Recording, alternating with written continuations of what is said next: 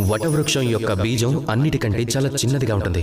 అది పెరిగి పెద్దదవుతున్న కొద్దీ అది మహావృక్షంగా మారిపోతుంది. వేల సంవత్సరాల వరకు అది జీవిస్తుంది, నీడనిస్తుంది, పక్షులకు నివాసమవుతుంది. యాత్రికులకు ఆ వృక్షం సేద తీరడానికి ఉపయోగపడుతుంది. ఎలా? ఆ చిన్న విత్తనం భూమిలోకి వెళ్ళాక తన విస్తరణ ఆరంభిస్తుంది, కానీ అంధకారంలో ఉంటుంది. ఎంత ఎండ కాసినా, ఎంత చలివేసినా అది ఏమాత్రమూ పట్టించుకోదు. ఆ తర్వాత కొన్ని రోజులకు ఆ విత్తనం మొలకెత్తుతుంది. క్రమక్రమంగా అది ఒక మహావృక్షమై విస్తరిస్తుంది.